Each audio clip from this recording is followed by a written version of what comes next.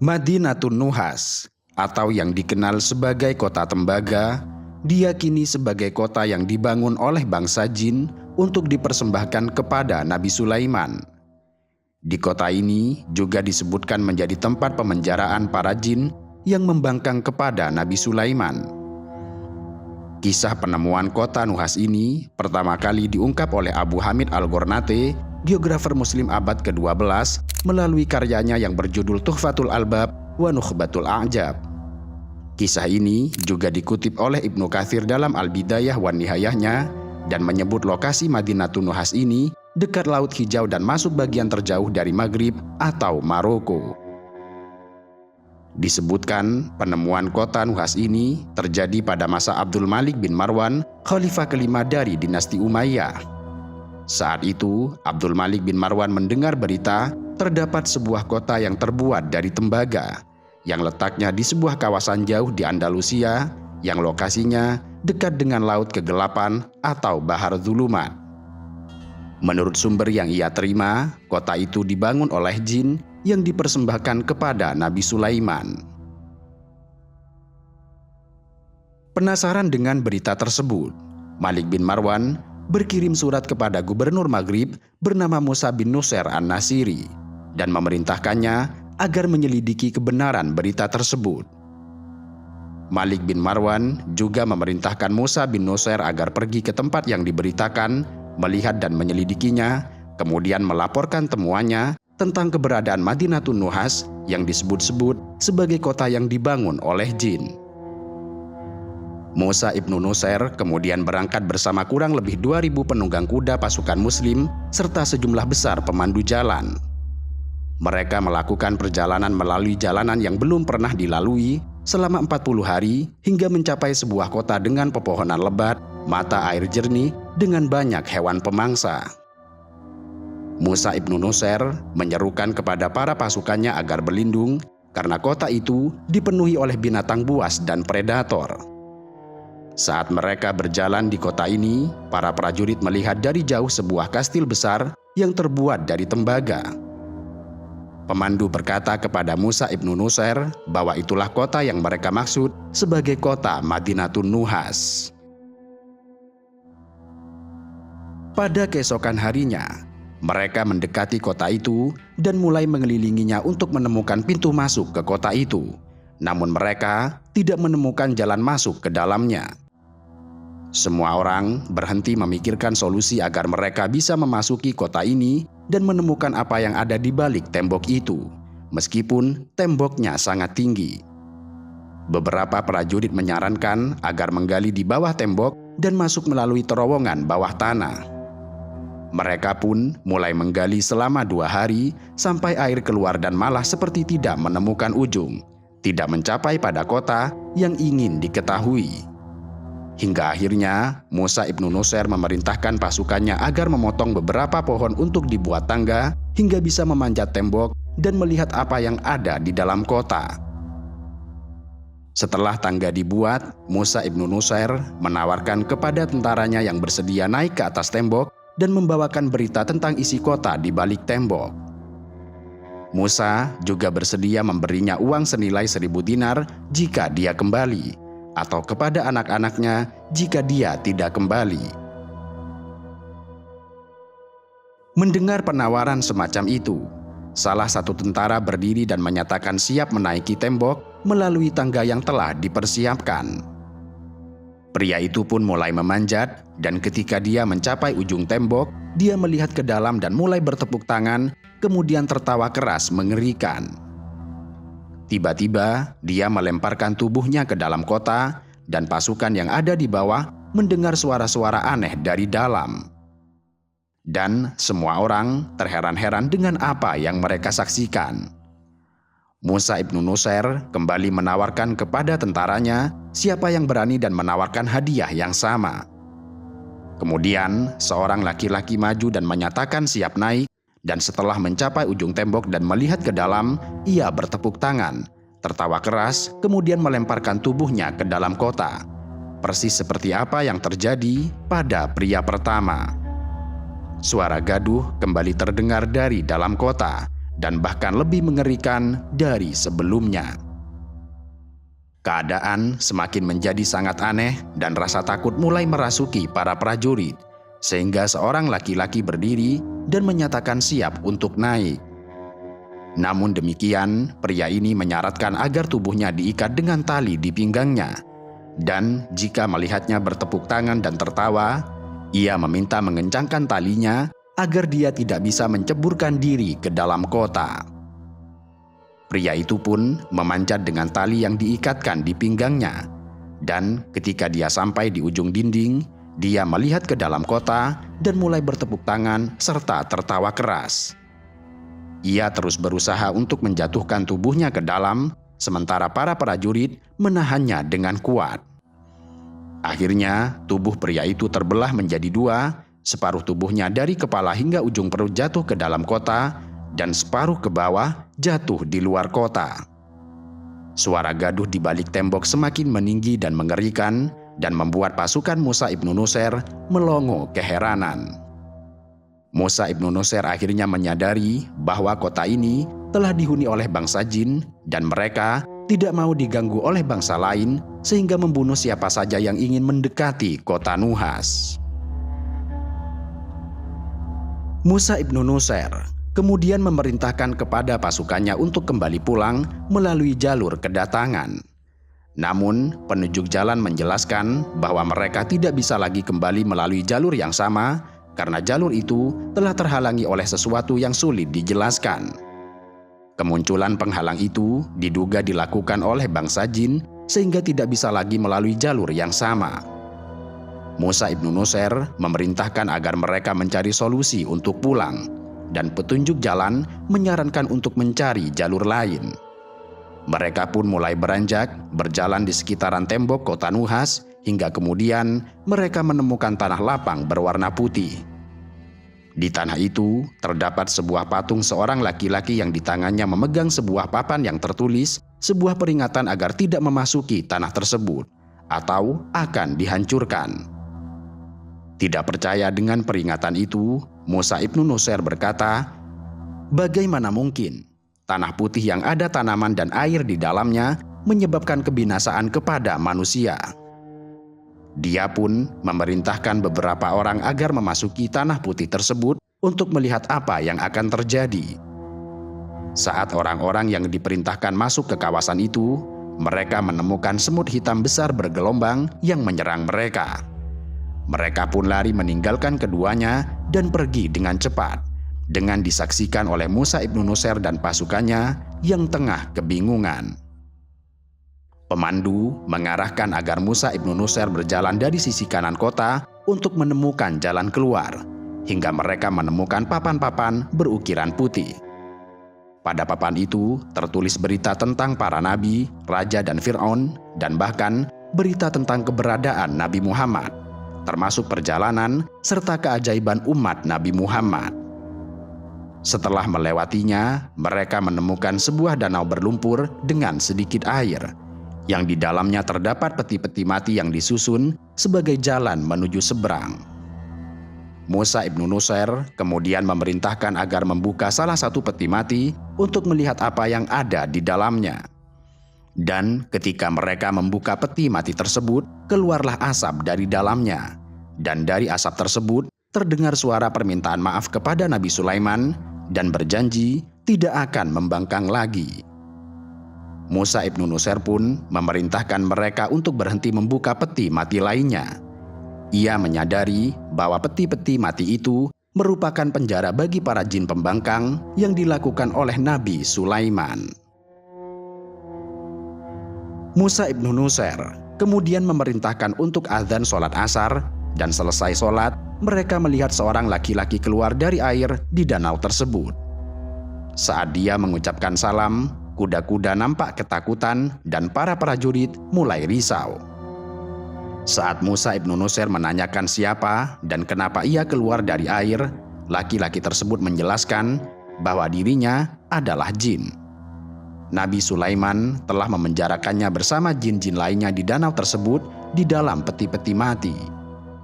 Kemudian darinya lah Musa ibnu Nusair bersama pasukannya mendapat petunjuk untuk keluar dari tempat yang dipenuhi oleh jin-jin tersebut yang dikurung oleh Nabi Sulaiman.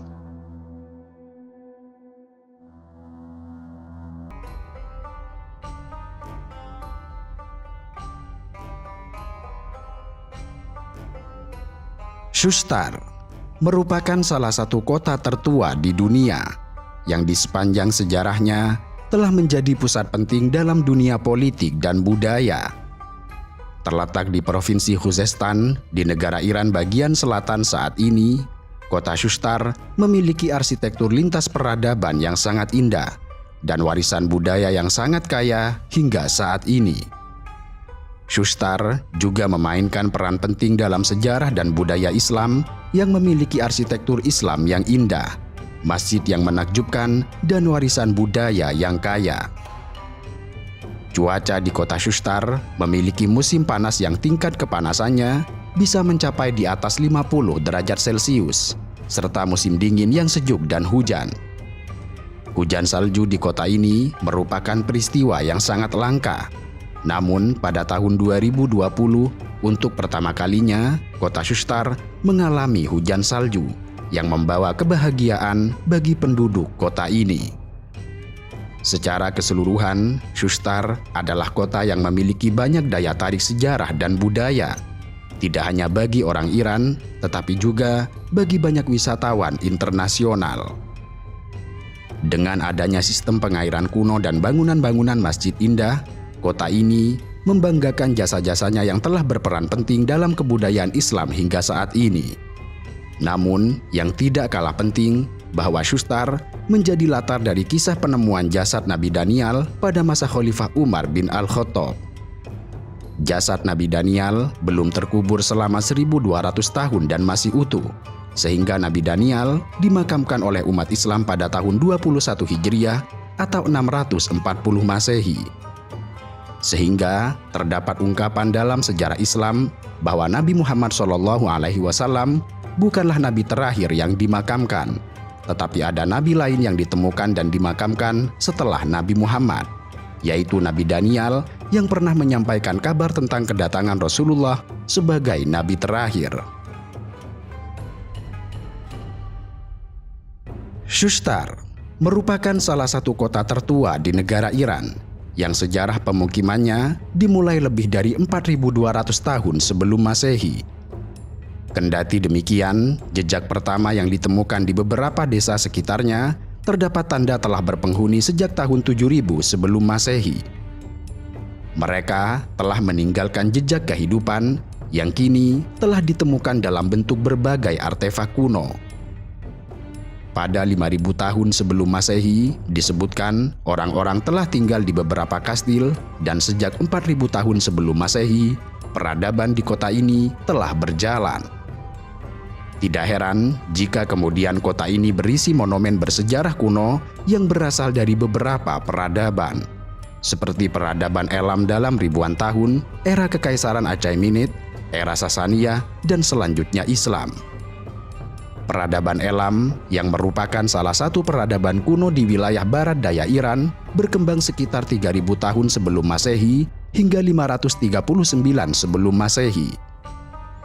Kemudian, setelah Elam jatuh, wilayah Syustar menjadi bagian dari Kekaisaran Persia, khususnya selama periode Kekaisaran Achaemenid pada kisaran 550 hingga 330 sebelum Masehi. Syustar dijadikan sebagai kota utama dalam Kekaisaran Achaemenid dengan banyak peninggalan arkeologis dari periode ini.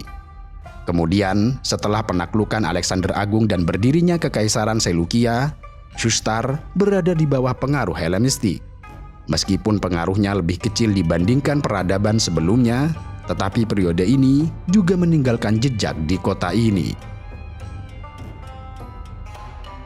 Sebelum Islam mengisi peradaban Syustar yang dikuasai pada era Khalifah Umar bin Al-Khattab, yaitu pada tahun 21 Hijriah atau 640 Masehi, Syustar berada di kekuasaan Sasania, mulai dari 224 hingga 640 Masehi. Kota ini terus berkembang dan mengalami berbagai perubahan budaya dan politik di sepanjang sejarahnya.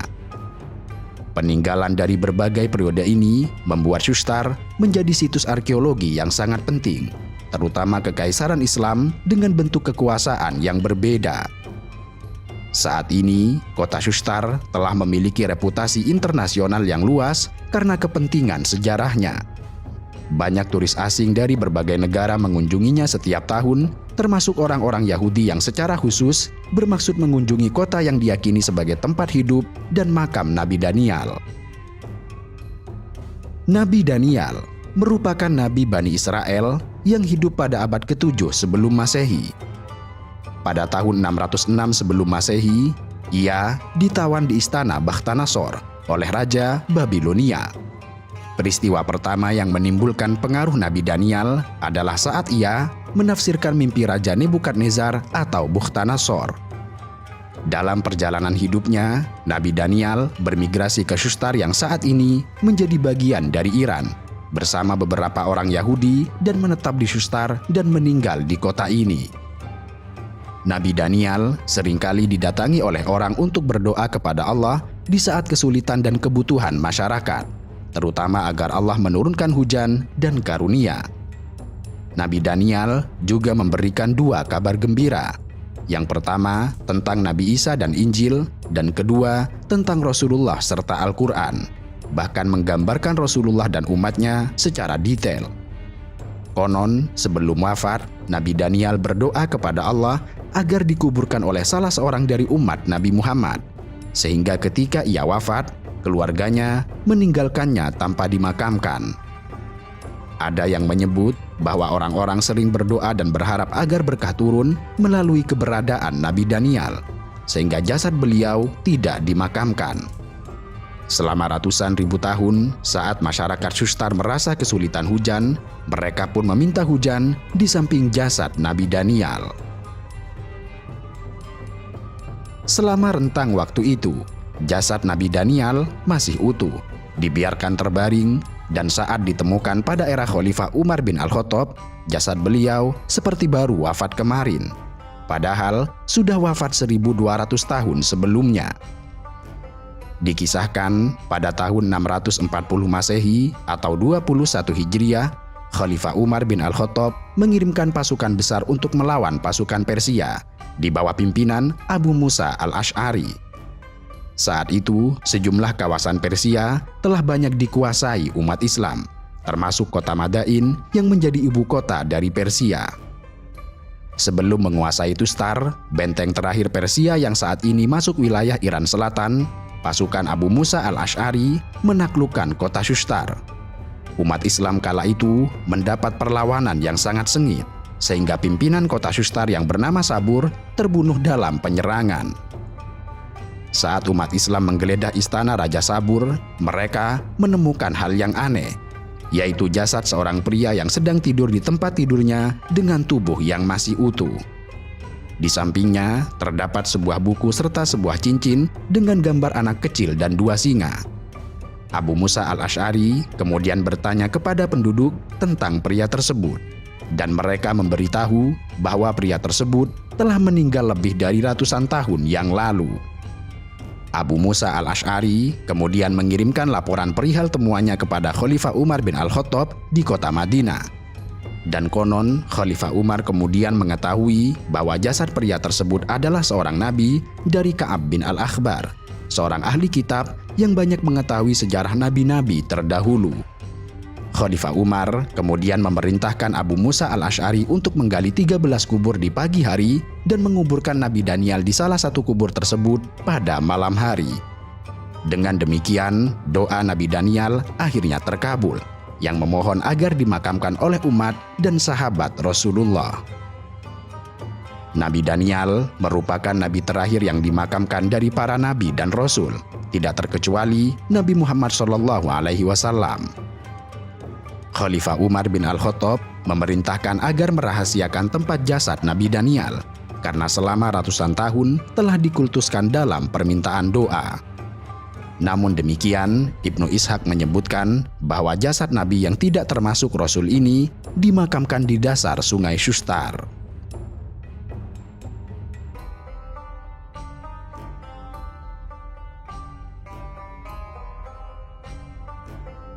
Taif adalah kota bersejarah yang menjadi salah satu dari kota peradaban Jazirah Arab, selain dua kota suci Mekkah dan Madinah. Taif adalah kota yang mengandung sejarah penting karena telah menjadi kota dengan perdagangan dan peradaban maju di masanya. Bahkan jauh sebelum Nabi Muhammad lahir dan diutus menjadi nabi. Tidak heran jika di kota Taif banyak ditemukan arkeologi bernilai sejarah, baik sebelum Nabi diutus atau setelahnya. Masjid Abdullah bin Abbas menjadi salah satu masjid terpenting di kota Taif yang sekaligus menjadi monumen sejarah. Bahwa di tempat itu, Rasulullah mendirikan tenda saat pembebasan Taif pada tahun 8 Hijriah setelah peristiwa Fathu Makkah dan Perang Hunain. Secara geografis, kota Taif berada di sebelah tenggara Mekkah, sekitar 80 km dengan jarak tempuh 1,5 jam perjalanan. Sebuah kota yang berhawa sejuk sehingga sangat cocok untuk dijadikan sebagai tempat istirahat dan pariwisata pada musim panas.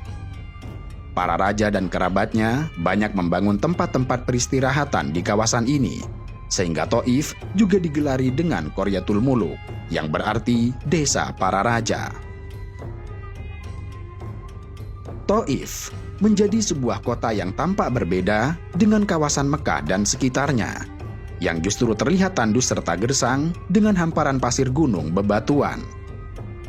Kota Taif diberkahi dengan tanah subur, walaupun komposisi bebatuan lebih mendominasi.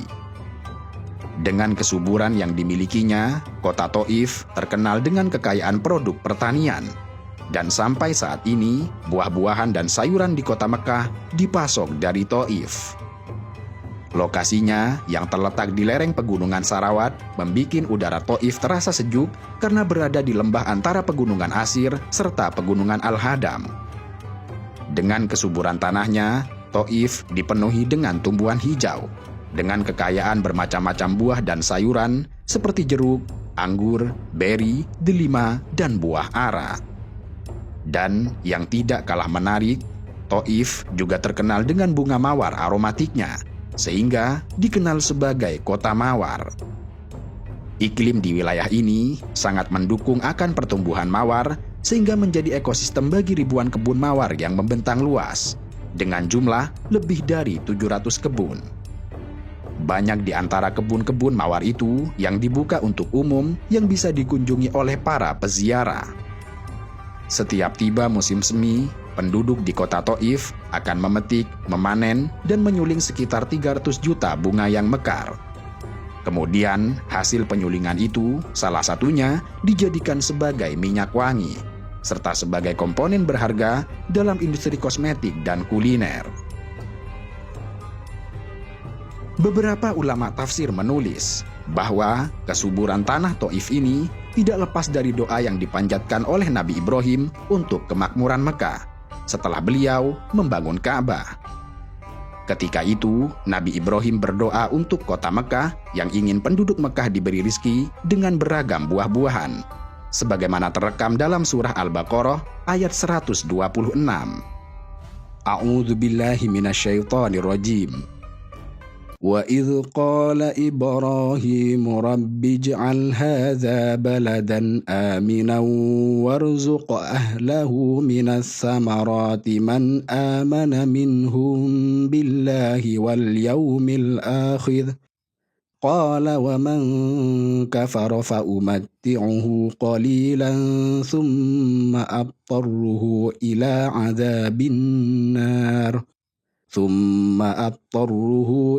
عَذَابِ النَّارِ وَبِئْسَ الْمَصِيرُ. Dan ingatlah ketika Ibrahim berdoa, "Ya Tuhanku, jadikanlah negeri Mekkah ini negeri yang aman dan berilah rizki berupa buah-buahan kepada penduduknya, yaitu di antara mereka yang beriman kepada Allah dan hari kemudian."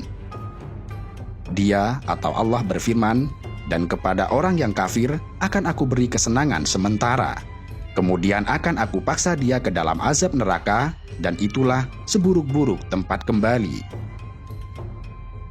Allah kemudian mengabulkan doa Nabi Ibrahim dengan memindah sebuah desa subur di Syam ke Taif. Pada akhirnya, Taif sebagai pemasok rezeki penduduk Mekah sebagaimana yang diinginkan dalam doa Nabi Ibrahim. Karena itu, tidaklah mengherankan jika tanah Taif jauh berbeda dengan tanah kawasan Arab yang cenderung gersang serta kering. Sejarawan kuno kota Mekah bernama Al-Azraqi dalam karya monumentalnya yang berjudul Akhbaru Makkah menyebut banyak riwayat yang menyebut bahwa Taif adalah hasil perpindahan dari Syam.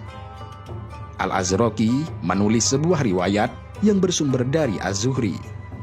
Sesungguhnya, Allah Azza wa Jalla memindahkan sebuah desa dari salah satu desa Syam, kemudian meletakkannya di Taif. Karena doa Nabi Ibrahim Khalilullah yang berdoa, berilah rizki berupa buah-buahan kepada penduduk Mekah. Sebagaimana kota pegunungan lainnya, Taif juga diselimuti oleh kabut dan hawa sejuk yang melahirkan ketenangan alami, memanjakan mata dengan pemandangan mewah pegunungan yang menjulang tinggi, terutama di lereng timur Pegunungan Sarawat dengan iklim yang terbilang stabil. Ini tidak lepas dengan ketinggiannya yang berada di sekitar 1.700 meter di atas permukaan laut, dan bertambah saat menuju ke daerah pedesaan di bagian selatan tempat pertaniannya berada. Semakin menambah eksotik dan dinamis saat berada di ketinggian 2.400 meter, dengan hamparan ladang yang dipadu dengan suasana alam yang sejuk dan alami. Selain sebagai kota yang subur, Taif juga dipenuhi dengan monumen bersejarah, mulai pra-Islam hingga masa kekhalifahan Islam. Mengandung arkeologi sejarah kenabian yang menjadi saksi perjuangan Rasulullah saat menyiarkan agama Islam bagi penduduk sekitar pegunungan tersebut. Di kota inilah Rasulullah Shallallahu Alaihi Wasallam mendapat tantangan hebat, cemoohan dan pengusiran, dan bahkan sempat dilempari batu oleh kabilah Thaqif, kabilah terbesar yang berada di kota Taif. Saat itu, kota Taif dihuni oleh orang-orang kaya dan para pemuka kaum Quraisy dari Bani Thaqif yang membangun istana-istana di sana. Dengan sumber air yang melimpah, tanah yang subur, pepohonan yang berbuah lebat, sehingga di kota itu banyak memproduksi khamr atau minuman anggur. Dalam bidang spiritual dan sosial politik, pada zaman Rasulullah, orang-orang Taif bermusuhan dengan kaum Quraisy dalam bidang spiritual serta sosial politik. Saat itu, Taif menjadi tempat penyembahan Lata, sementara kaum Quraisy memandang patung Lata sebagai pesaing patung Hubal, patung milik kaum Quraisy yang paling besar. Hal itulah di antara alasan Rasulullah memilih kota Taif sebagai tujuan suaka setelah mendapatkan penolakan keras dari kaum Quraisy di kota Mekah. Kendati demikian, yang didapat Rasulullah adalah penolakan keras, bahkan dilempari batu dan diusir dari Taif. Rasulullah sempat mengalami luka dan sempat singgah di sebuah tempat yang kemudian dibangun sebuah masjid bernama Masjid Al-Qu. Di tempat ini, Rasulullah berhenti atau tidur-tiduran dengan lututnya sehingga disebut pula sebagai Masjid Al-Qu. Masjid ini terletak di pinggir jalan Wadi Waj, 430 meter sebelum Masjid Sayyidina Abdullah bin Abbas dari arah jalur Mekah, dan sekitar 60 km dari Masjidil Haram. Peristiwa ini terjadi pada tahun ke-10 setelah diangkat menjadi utusan, tepatnya setelah orang yang dicintai oleh Nabi wafat, yaitu Abu Thalib serta Khadijah binti Khuwailid. Seolah mendapat momentum, intimidasi kaum Quraisy kepada Rasulullah semakin gencar dilakukan. Akhirnya, Rasulullah pergi ke Taif bersama Zaid bin Harithah untuk meminta suaka kepada penduduk di sana, yang kemudian ditolak dengan kekerasan fisik. Kurang lebih setahun berikutnya, Allah memerintahkan Rasulullah untuk hijrah ke Madinah. Setelah Fathu Makkah yang terjadi pada tahun ke-8 Hijriah, Rasulullah beranjak bersama pasukan muslimin menuju kota Taif. Ke Taif kali ini sebagai kelanjutan dari perang Hunain, ketika musyrikin dari Bani Hawazin dan Thaqif lari ke kota Taif setelah mengalami kekalahan di kawasan Hunain. Kedatangan pasukan ke Taif disambut perlawanan, hingga Rasulullah mengepung Taif selama 17 atau 18 hari. Ada juga yang menyebut selama 12 malam, hingga Taif sepenuhnya dapat ditaklukkan.